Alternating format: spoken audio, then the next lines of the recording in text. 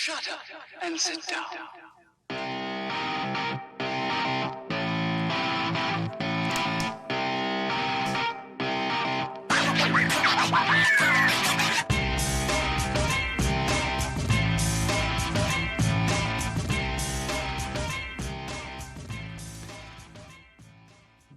Good afternoon, investors. Hope everyone is doing well. Today we are coming to you from Milwaukee, Wisconsin with some great special guests on the eve of the Hustle Harder inaugural event in Milwaukee. Couldn't be happier to have everyone here today in studio with us and super excited about this weekend. So if you are attending, you know what you're in for. If you are coming in virtually, you know what you're in for. And if you have no idea what I'm talking about, it's time that we maybe pay attention. I'm sitting here today with Tony Romero, my partner in the Hustle Harder weekend event. Couldn't be happier to have you, Tony, here with us. Tony is an aspiring inspiration to many. He's a young hustler who's doing incredibly well in the real estate industry, and I'm super proud of him and all that he continues to do in the world. And I continue to be amazed by him every day. Tony spends a lot of time in our office, and we certainly enjoy his company and his optimism towards life. So, Tony, thanks for being with us today. Yeah, absolutely, brother. Thanks for having me. Additionally, on our first round of the podcast, we have a legend in the making, Carlos Reyes. Carlos, welcome to Milwaukee, and thank you for being here. Thanks for rolling out the red carpet, man. You guys have taken care of me extremely well, and I'll tell you what, I've been part of some pretty big events. I've had the blessing to share stages with, Andy Frisella, Sean Whalen, Jim Quick, Neil Patel, Ed Milet, Gary Vee. The list goes on and on and on, right? And I've never been treated as well as I've been treated these past few days. So that's amazing. Thank you guys for rolling out the red carpet, man. We're super glad to have you, and I thank Tony. He's done a great job curating, I think, what is probably an elite stage of folks that understand what is and where it's going and what's happening in real estate. And so, my passion's real estate, starting in this business with an idea, a vision, a purpose. My purpose was to generate wealth for my family through real estate in 2003, not knowing anything about real estate. And certainly getting to where we are today has been an inspiration. But more important to that is seeing all of these other people that I've been talking to and meeting and connecting with, and the people you've sat on stages with, and the people that you will sit on stages with, and our event this weekend that's sold out in Milwaukee. I mean, what an amazing opportunity for our city that, this is the first of its kind that we've ever had in Milwaukee. So our gratitude is to you guys for all being here, and Tony for your energy and effort to get us to where we are. So thank you all. Carlos, let me ask you a question. We got started in real estate. I did because I wanted to build wealth. That's what I knew was going to be my vehicle to build wealth. Why'd you get involved? I just wanted a better life. We were actually talking about this over dinner last night. A lot of people get involved for different reasons. Some are egotistical, some are, vanity reasons. For me, I just wanted to provide for my family, man. That's what I got into it. I wasn't even thinking of creating wealth. I didn't even know what creating wealth was when I got involved. Sure. Right? I just wanted to escape the rat race. I don't know if I told you guys, but it's like I was in the assembly line, right? Like this, like everybody, like 97% of today's society, punching a clock, punch in, punch out, get your check every other week, and have a few $100s to spare for, a little bit of entertainment or whatever after you pay the bills and obligations. Well, that wasn't really living for me. That was surviving, and I knew that there was more, and I knew that I had more in me, Sure. to give. So I got into it, brother, again, to escape the rat race and to provide for my wife and my daughter.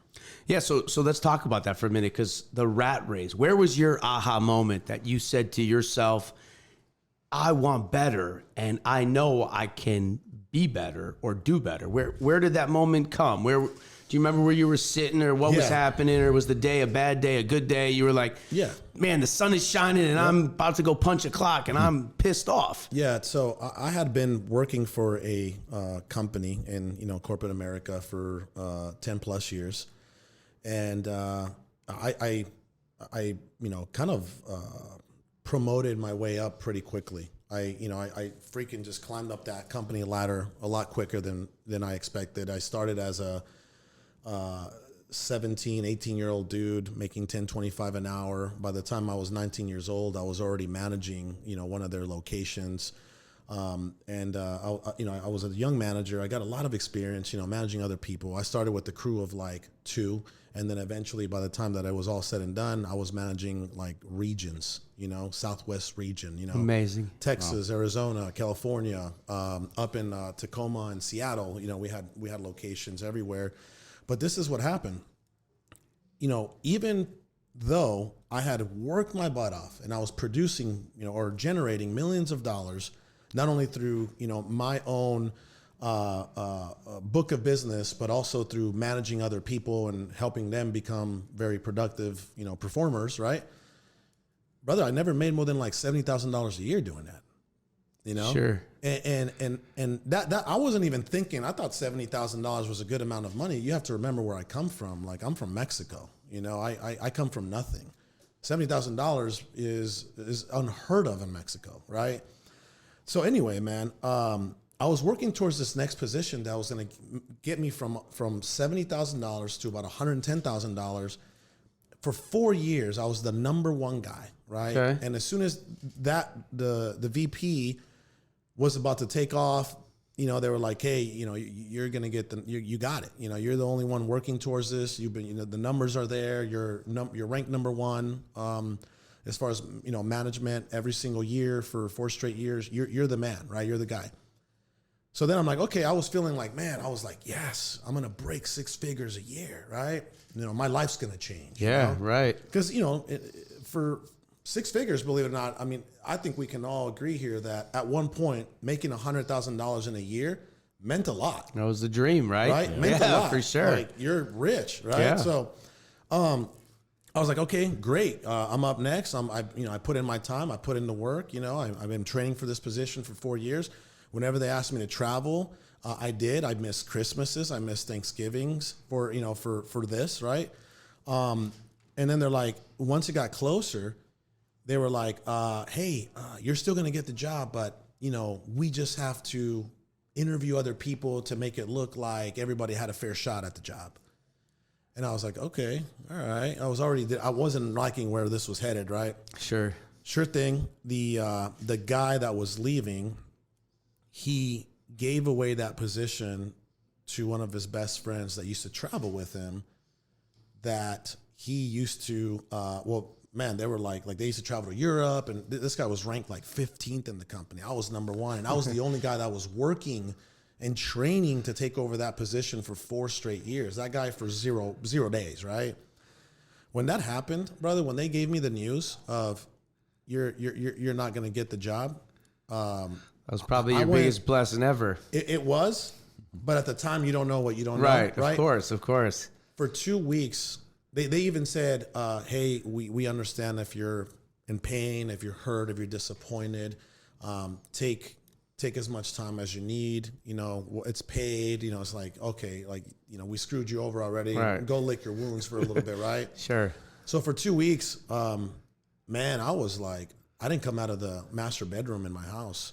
Like, my wife was like, she knew I was depressed for 2 weeks, man. You have to remember, man, you give somebody your life at that point, right? Your entire life, and all the sacrifices made, and Christmas is missed and stuff like that, and then they deceive you, they disappoint you, right? In a blink of an eye, though, right? You're like, yeah. I gave you Christmas, and I'm the number one guy. I should be getting this job, and hey, that's corporate America, right? Yep. So this is when I realized, I had 2 choices here, and it's like, man, like towards the end of that 2-week depression that I was going through.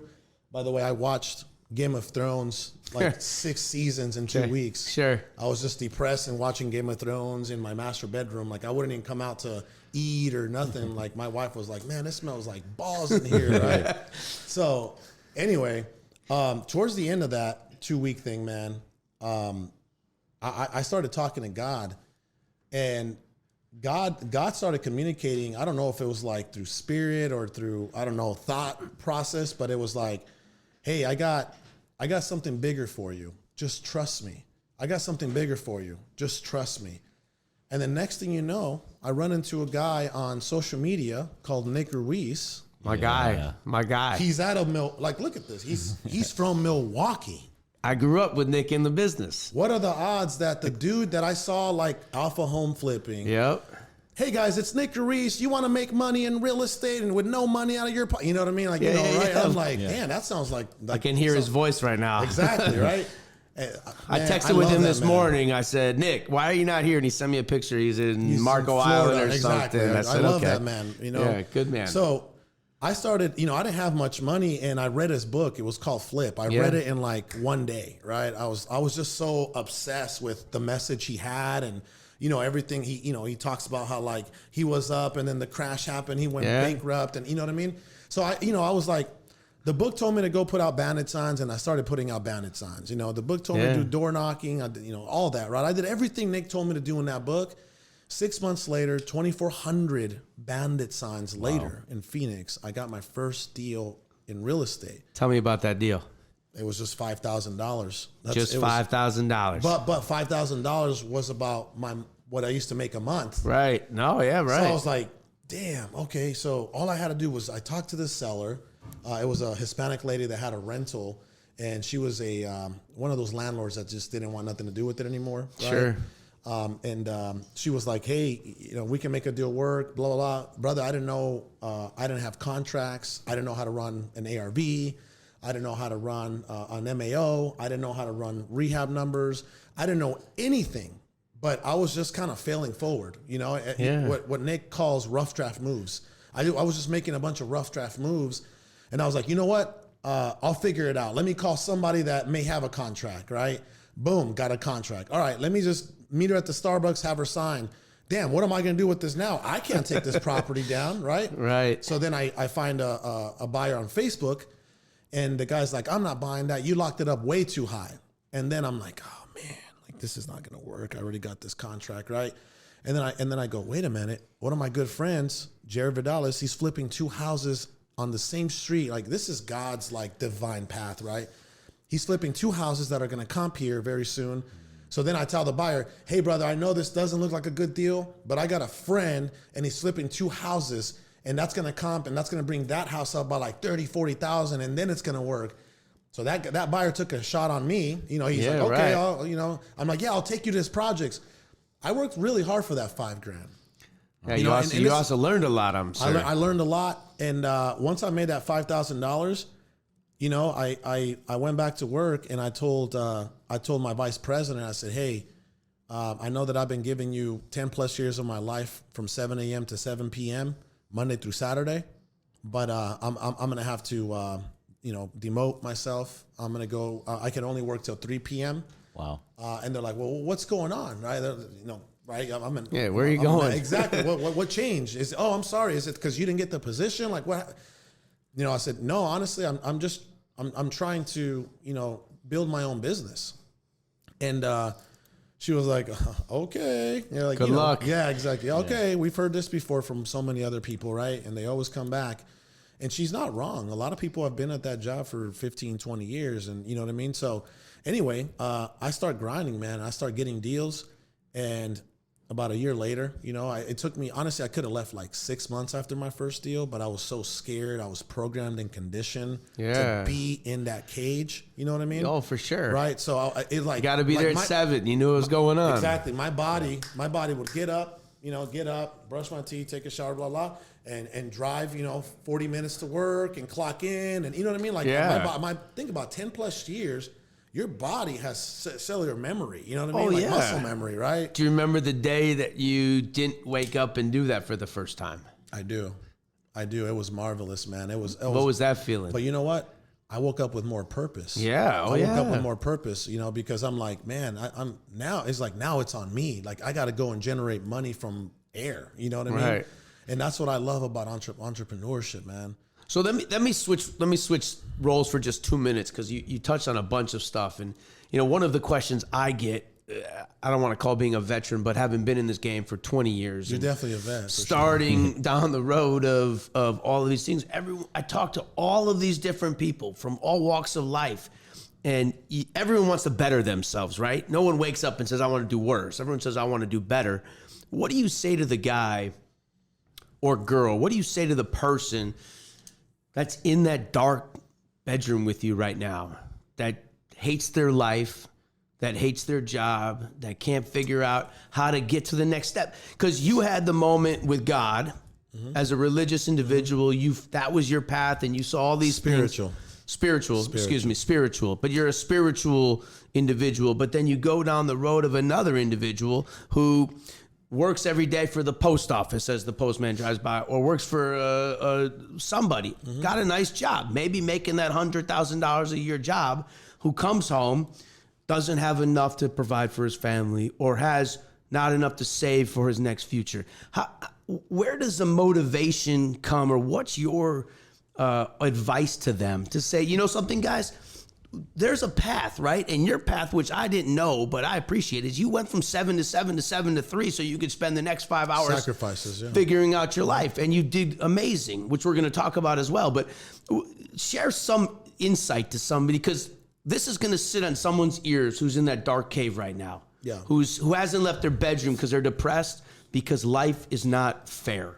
So for me, you know, and I'll just do a 30-second elevator Sure. pitch about my story, right? I was born in Mexico. I was brought here illegally twice, single mom. She left my dad because he was an abusive, you know, coke addict and alcoholic. And my mom, you know, snuck me into this country twice. You know, the first time through a sewer canal in San Isidro, California, next to TJ. The second time through Nogales, Sonora, paid a guy $25, snuck me through a fence, right? I come from nothing.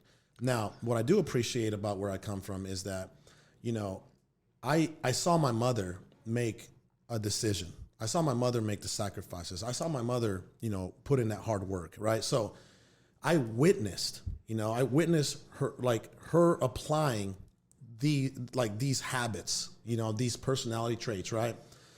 But I got sucked into the American, like the FedEx guy. I'm looking at the FedEx guy, right? The guy, you know, and then you got the other driver there from 1125, that van, right? Yep. I'm looking at these folks, and you know, that's American comfort.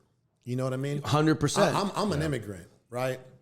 Most immigrants, we're bred to not be comfortable. We're never comfortable. We got to go find. We got to go. We only eat what we kill. You know, we got to go hunt every single day, right? Yeah. Wow. So for the guy that's in that dark place right now, I believe, you know, if he's a victim of me, I became Americanized, right? So I kind of fell into that comfort zone. Yeah, right. And people do it. It's easy to happen. It's so it easy. happens It's like so overnight. You're like, I'm American. I'm comfort. I want to get out of the comfort zone. Yeah. I you know, they pay me just enough for me to, you know, have a car or two and pay my mortgage and, you know, a couple $100 extra just to survive, right? And then, you know, the rat race continues. Well, for that guy that's in that dark place, I think the first question that he or she has to ask themselves is like, what do I want out of life? What do I really want out of life for myself and for those around me? That's one way, or one question they can ask. Now, if they can't relate to that question, the other question that they can ask themselves is, who do I want to become? Who do I want to become? Because for me, I'm an entrepreneur that, you know, thank God, man, like it all started with real estate, but now we have, you know, 31 plus companies in so many different sectors, right? Whenever we open up a new venture, like we always start with the end in mind. So that person would be starting with the end in mind if they said, who do I want to become? What does that look like? Yeah. You know, what kind of money do I make? How do I dress? How do I talk? What kind of relationship do I have? What kind of network do I have? Right? Who do I want to become? You see what I'm saying? Yeah, and you naturally are a product of your environment, right? If you're hanging out with a bunch of troubled folks, you're going to engage in that behavior. And if you're hanging out with folks that are... It is Yeah, it is the easiest thing and the most difficult thing, right? To say, who do I want to become? That's the easiest thing to be like, okay, I drive this, I make this amount of money, right? I have this type of family, etc. That's what I want to become, right? That's my ideal, you would say, avatar, right? Yeah, right. But then it's like the hardest thing, because now every single day you got to work your ass off to try to become that person. 100%. And that's where a lot of people can't do it. They can't develop the consistency. They can't develop the habits.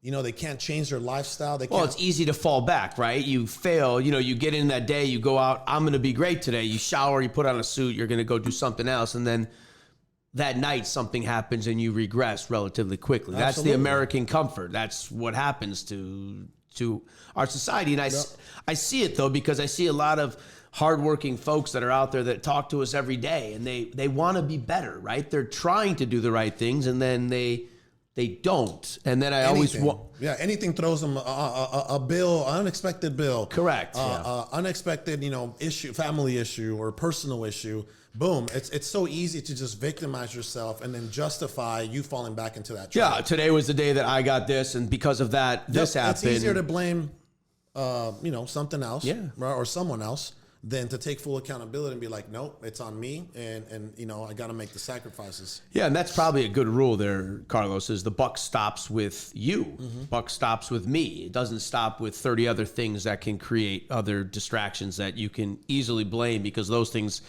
at the end of the day, are good distractions. They don't equate too much. They don't help you become a better person. Mm-hmm. Fascinating. So, if you guys have not had the pleasure of tuning into Carlos Reyes' Instagram show and his podcast and all the other stuff he does, I encourage you to check it out. His content is phenomenal. But one thing caught me on your last content, and maybe it was a couple weeks ago, Carlos. There was a check, and I think it read something to the $750-some thousand number. 783 after we paid. What was the hard money lenders we used out in Cali for that one? Oh, man. Julius, his name is Julius. I'll think about it. So you probably know that because you're that was one deal. It was one house. So let's just talk about this deal for a minute. So you bought something and you received $783,000 net back to Carlos Reyes, an organization. Lending home. So after you paid everyone off and you did everything you did, you got $783,000 as take. Our company was that was what the company netted. My company. Yeah. So this is not an error, by the way. So let me repeat the numbers for you. So Carlos did was it a flip? Yeah. So it was a probate cold call. Right. So walk us through, because what people might not understand, and I always ask this question in my world, is how hard will you work for $50,000, right? And people raise their hand. They're like, I'll jump over the moon to make $50,000. This guy, Carlos, made $783,000 on a flip. So tell us about it. It's a probate case. Tell us what happened. Yeah. So, I'm blessed to have a pretty good organization, like a pretty good team, good leaders, right? I own a company that that does a lot of marketing on the cold calling side, and anyway, so we cold call this gentleman, and he inherited this property through probate. Sure. Right. So just so everyone might not understand that, probate is the legal process when someone dies in the estate. The estate will transfer the assets through a probate case. So it's a civil case. Yep. It's traditionally done in family court, where probate is done where somebody will be the recipient of an asset as a result of a death. Absolutely. Okay, so and this is one of our tactics, which we'll be discussing over the weekend, but probate is a method where somebody will receive some asset that they probably do not want, or maybe they do, via the courts. He definitely didn't want it. So this guy didn't even want nothing to do with it. Yeah. He's like, okay, go ahead, Carlos, you can pay it. And so tell us what happened. You bought it from him? The biggest challenge with this particular case was this man was a handicapped individual in a wheelchair. Okay. And he didn't have his ID. Okay. And he didn't care, he was just like living life. Like he probably never seen that kind of money in his life. We gave him like $649,000 for the property, but we sold it at 1.725. Sure. What I mean? But anyway, we had to, two of my guys, our acquisition manager and our asset director who was going to flip the house, right? Our asset director, he oversees like the project managers and the subcontractors, all the flips, right? Yep. So they both fly out to Berkeley, California, and they arrange transportation for him to go to the MVD or the DMV, whatever it's called, right? And then they get him an ID, and then boom, now we're in business. Now we can get a notary to help him sign and everything. So this was a case when you got to the guy said, hey, yes. You're like, hey, let's talk about the basic fundamentals. You got your ID to sign. Exactly. And he said, ID? I don't even know what you're talking about, right? Okay. Yeah. So he's like, I don't need an ID. Yeah, what's that? Well, you're going to need it to cash this $650,000 check I'm going to give you. So that motivated him. Yeah, for sure. $650K straight cash. Yep. Right. All net profit to him. I mean, that's going to motivate anybody to go get an ID. For sure. So anyway, we do that. We cash them out, and then it takes us, it took us about 4 to 5 months to actually flip this thing because of permits. Permits are really difficult to get in California. Arizona, not so much, but in California, everything's very difficult in California. You know what I mean? And COVID hasn't helped the process in general, but yeah. So that's what happened. We made it look real nice. We paid, I think it was like $4,000 for staging. I mean, it's a $1.7 million home. So how long did it take to sell it? Oh man, not even a week. Wow. So if looking back now, I got the phone call when I was in Disneyland with my kids, and they're like, "Hey man, we got a full offer, straight cash, no contingencies." You thought it was Mickey Mouse on the other line. You're like, "Hey, what's going on?" But you know what's crazy? Even though my asset director and my business partner were super hyped about like, let's do this, I knew that we were leaving money on the table. For sure. I knew it. I'm like, if you were to ask me, they were so excited that I was like, they're like, yeah, man, we might not get another offer like this in a while, right? I'm like, man, this is Berkeley, California. There's a prestigious college there, Berkeley. Yeah, right. Poly Berkeley or something. I don't know what's like. Cal Poly, Berkeley, or whatever. Exactly. Yeah.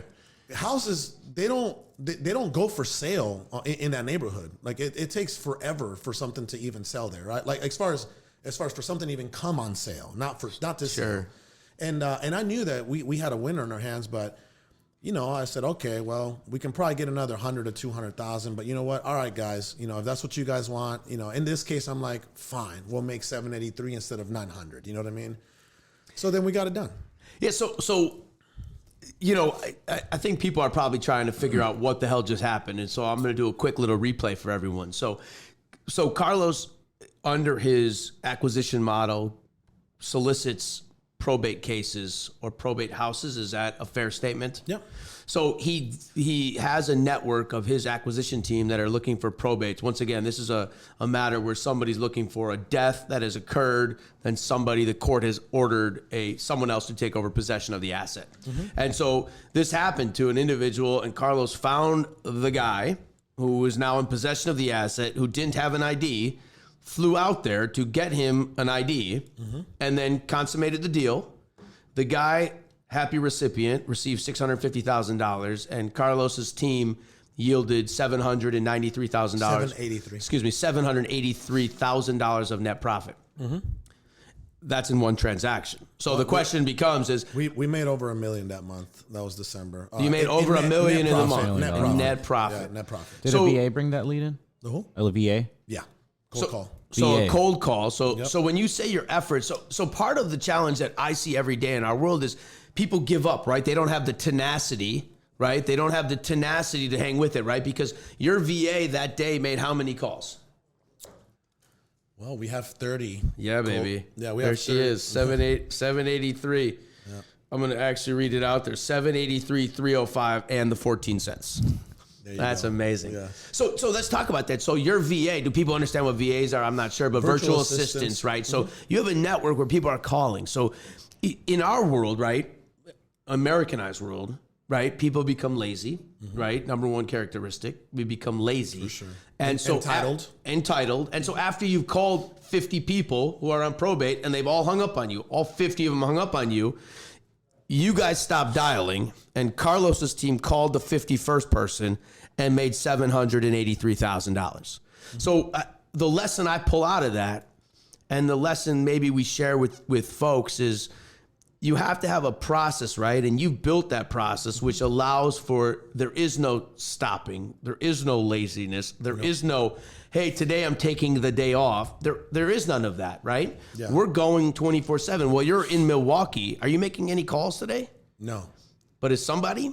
Everybody. Yeah. So the Carlos Reyes team is I don't calling have to work people. a day of my life ever again. Yeah. God willing. So we hear this is that Carlos doesn't have to, but Carlos has a team that he believes in. He's got a system in place that he believes in, and there's nothing bad with making 783 again. No. You know, that's not a bad day. No, it's not a bad day. It's a beautiful day. You have to remember. I mean, I made $5,000 on my first deal. Right. So think about that. You made your first 5,000. You ever think you were going to get a check for 793 at the time? You're like, no way, I'm not getting that. And now here we are saying, holy hell, here we go, Carlos. So if you could give our listeners a little insight into your infrastructure, because I think it's important for people to understand that this is not about a one-man show.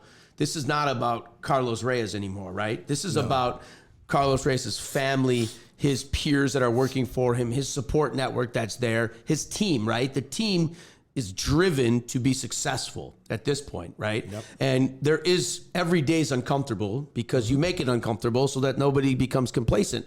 Yep. What does that look like? I mean, so you go to your office, which we've seen in your Instagram. I haven't had a chance to visit it, but it's not as big as this.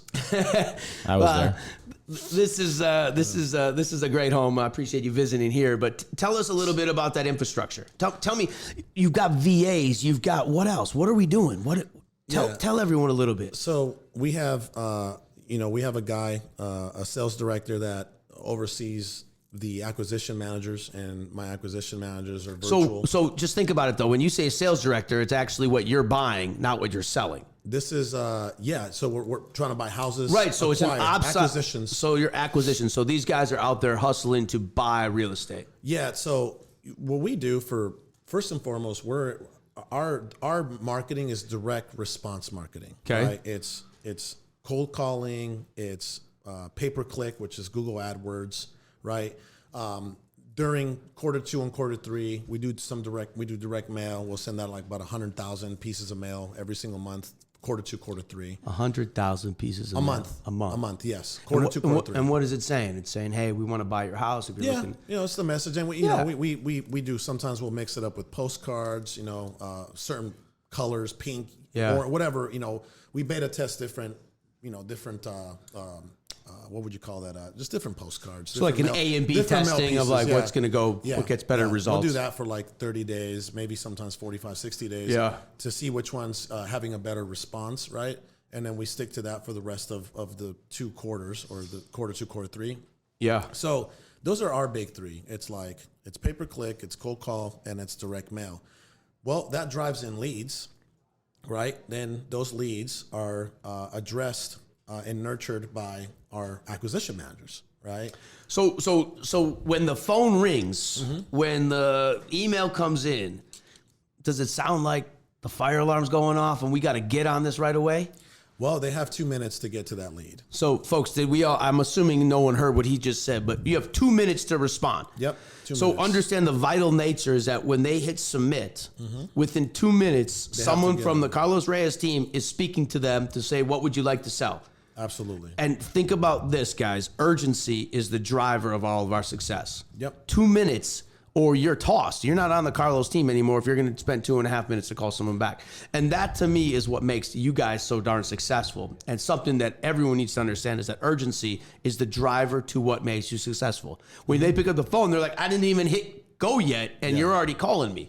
Oh yeah, and that's correct. We're definitely committed to execution, and we're committed to excellence.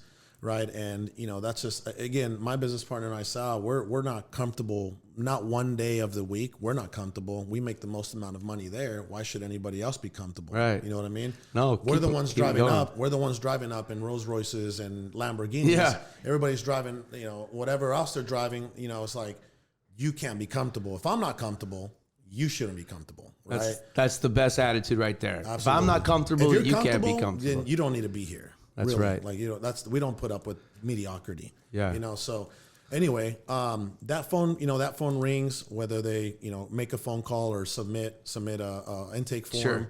And then my acquisition guys, they start doing what they do best, which is, negotiating the acquisition of that property, trying to get it at a deeply, discount. That's what we do as investors, right? Yeah, of course. We want to buy low and sell high. That trick hasn't changed ever. Once we acquire the property, we contemplate on 3 exit strategies, right? Okay. The first one is, can we flip this house? The second one is, can we wholesale this house? And then the third one is, can we hold this house, right?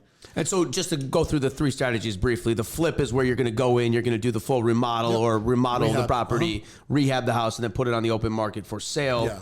The wholesale is when you're selling it to another investor like myself or someone else out there who's going to most likely do the rest of the flip for you. Most wholesalers don't have either the knowledge or the resources to flip houses, or else they wouldn't wholesale. Right, like I only wholesale what I have to wholesale now. Right, you know what I mean? Because the long profit's in the flip. Well, I mean, you're getting 2-3x your return for sure when you flip it. You know what I mean? Right. So that's why we flip in different states. We flip in Nevada, we flip in California, we flip in Arizona. You know what I mean? Sure. We know those markets very well. We have crews there. We have an infrastructure there. We only wholesale. I would say, again, if we can't flip it, we'll wholesale it. But we'll also wholesale in some of the weird cities or just other markets that we're not really in. Like if pay-per-click lead comes in from, like, let's just say Tennessee, right? We're probably not going to want to flip that deal, so we'll wholesale that deal. Sure. Yeah. But a deal's a deal no matter where it's coming in from. Sure. We're looking at it. We're making an offer. Yeah, we were wholesaling, a majority of our projects for, I would say, the first 4 or 5 years. Because we were just addicted to that fast nickel, not the slow dime, right? Right, of course. We were addicted to the fast nickel, but once we figured out like the fix and flip game, because it does take processes, systems, infrastructure, personnel to flip. 100%. Money, right? Yeah, money. Right? Yeah. So once you figure that out, especially in this market, man, you wanna flip it. You want to rehab those properties. Sure. How long were you? How long did you wholesale? How many years before you actually did your first flip? And then for the people listening, when do you think they should start flipping if they do start wholesaling? So for us, it was 4 to 5 years, right? Because we tried here and there in between that time. We tried flipping some, and it was a mess. Like, I was the contractor. So I was the guy. I would go to the house, and then I'm like, okay, carpet guy, granite guy, you know what I mean? Granite guy was the backsplash guy, cabinet guy, plumber guy. It was me, you know what I mean? Landscaper guy, I was the contractor. And then I had a bunch of subs that were coming in, right? So it was like, man, that's too hard. It's too hard to flip a house. So we're like, let's just wholesale and leave, 40% on the table. You know what I mean? Right. So eventually we realized that, it's worth setting up an infrastructure and systems and processes and hiring people to make a few extra $1 million a year, right? It's just work. Right. It's So, like anything else. but you hear you guys have to understand the size and scale is a few extra $1 million a year. Yeah. I mean, we're at the end of the day, we're talking about large, sizable dollars. Yeah.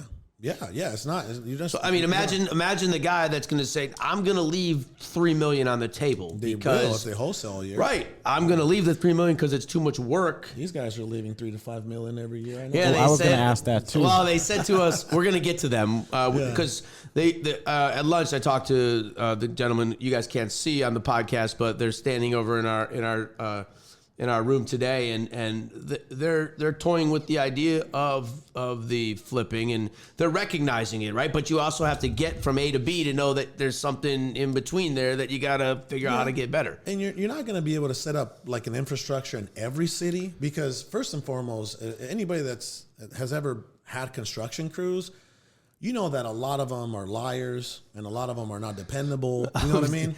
I can remember My truck broke all down, of them. I don't have enough gas, right? So you got to find the right people. We just happen to find the right crews in California, Nevada, and Arizona. That's why we're not flipping outside of those states. You know what I mean? And the crew, I mean, that's a good point though, Carlos, as you say, is, the trade is is a challenged trade. You know, you've got substance abuse, you got alcohol, you got who the hell knows family life. I mean, you got so much going involved. And I mean, I started, I'm thinking back in 2003, I think I went through 30 crews in the first 5 months. There you go. You know, I think I'd like my money back. I don't know where the hell they are, but if you hear me, give me my money back. All right. So let me ask you a question. I see you've got these bracelets on your arm. Oh, yeah. Can I get one? Well, tell me what those are about. Just crystals, man. Just to, you know, like to give me some polarity with my energy. You know, these crystals are, for a lot of people that don't know, you know, I'm a very spiritual individual. I'm all about energy. Yeah. And I try to, you know, just take advantage of every single thing, leverage every single thing. You know, I do the grounding, I do the sensory deprivation tank, I do the sound healing. Sure. I just heard about sound healing. Yep, I think Tony mentioned that to me. Yeah, I was just like, 2 days ago. Your wife and I were talking about sound healing. yeah, I don't even know what sound healing is essentially, but Yeah, it's bowls. It's bowls that send I think I went to the wrong one. Yeah, maybe. So yeah. I think I went to the wrong Tony one. went to the rock concert. Yeah, if you ended up with like a She did a whole body scan and everything. Yeah. If you ended up with like a happy ending, you probably went to the I knew it. Tony was there. Tony, you got to go to the other door. That was the massage. right? Yeah, no. No, man. So, you know, for me and for a lot of entrepreneurs, they don't realize this, man, but, you know, a lot of stress comes with the territory. Oh, for sure. And a lot of entrepreneurs, we don't know how to deal with it. We don't know how to deal with it. We think we can work our way through. We think we can numb our way through, you know, through food, through entertainment, through, I don't know, sex, porn, drugs, alcohol, you know what I mean? Whatever, right? We really think we can do that. And eventually it's self-destructive, you know? So if you don't figure out like how to actually deal with a lot of the stress that's coming your way, then you're not going to be around for too long. I mean, look at my man Steve Jobs. Like, what he died in his 50s, right? 55. 50 exactly. So 55, I think. Right, and he didn't take care of his health. Yeah. He didn't take care of his health at all. Like food, you know, fitness. Like he didn't take care of himself at all. So I keep telling Tony he eats Panda Express all day long. I'm like, that's not good for you. It's okay when you're 22. Yeah, right. You know what I mean? I do get shitted on that. Yeah, but you know, my man Steve Jobs, you know, think about it, man. Like how much does it suck to spend that time building, right, something, and then you don't even get to enjoy it because you're just not around anymore.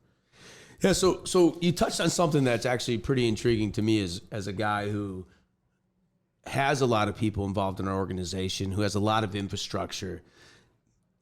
The negative energy people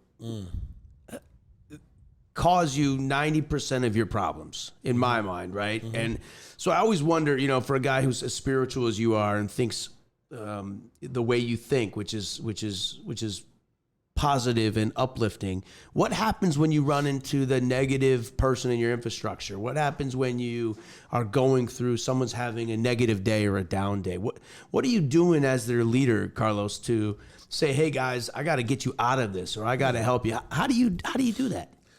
I mean, there's a lot of different ways to do that, but I think the easiest thing to do is, you know, to ask them to focus on, you know, the love and the joy and the good things that are in their life, because they put themselves in that hole because they've been thinking, not just for a minute, they've been thinking for a while on all the bad stuff that's happening in their lives. You know what I mean? Yeah. So you kind of just, you know, change the narrative to, hey, why don't you focus on, you know, your wife and your children, and, you know, focus on your, you know, the air that you're breathing, and, you know, the money that you're making and the car that you're driving. You know what I mean? Yeah. Like, yeah. And so you go back to that guy, though. Remember, I go back to that guy or the girl because I feel that person's connection is the one that is going to be in our audience tomorrow or tonight. Mm-hmm. That's the person that we probably all have once been in our lives saying, when I was 2003, saying I was working for my family business and saying, this isn't for me. And I would wake up knowing it wasn't for me, and I knew I had to make a change, and I had the guts maybe at the time, or the inner purpose to say I'm going to go do more.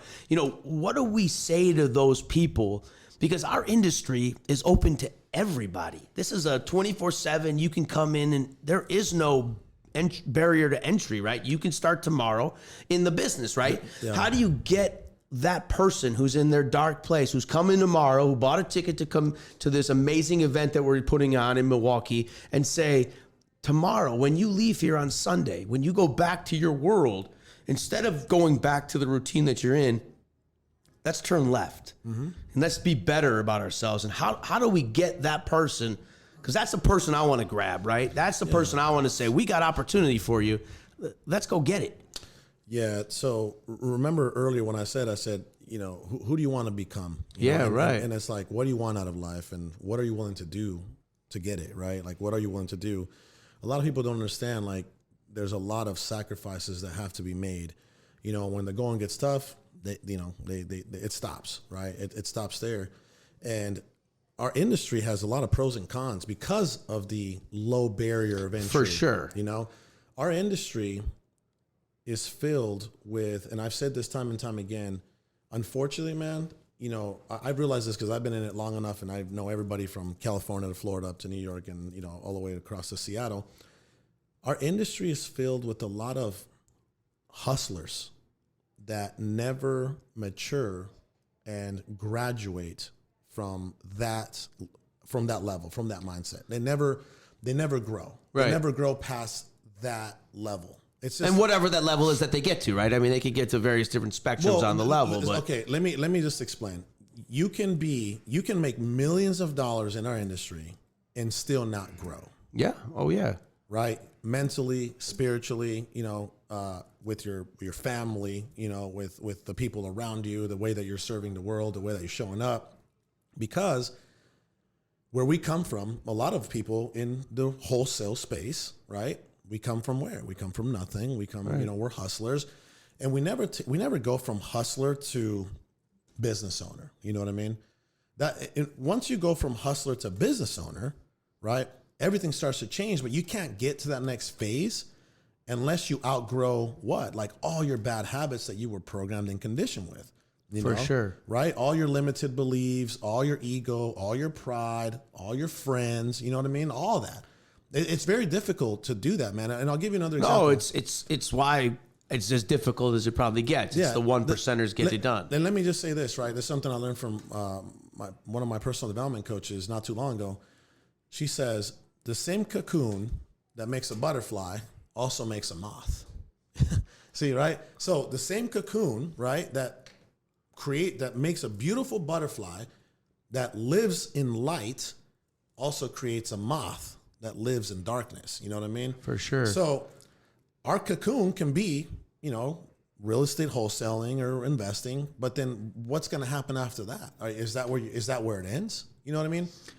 Well, and for many, it does because, you know, the American greed gets a hold of them, right? They make a few bucks, they go and spend it, they're living their life fast and furious, and then all of a sudden it's, how do I get past it? And then they're back to where they started from almost. You go from A to B, and then you're back to A so fast because you didn't realize that you needed a B to stop and gather yourself. There's an old saying, money only amplifies the person you already are. For sure. So if you were a POS before you started making money in the wholesale space, you're going to become a bigger POS. Right. If you were a good person with good intentions and you get some money, then you're going to become a better person, you know, because now you can serve the world at a much larger scale. I agree. And on that note, Carlos, I want to thank you for being in Milwaukee. Thank you for joining us here on The Heart of Truths. And we've got a great evening tonight. We have a VIP dinner following the evening where all of our amazing speakers that are here are going to be with us all. Tremendous gratitude for you to be here. And Tony, thanks for throwing this together.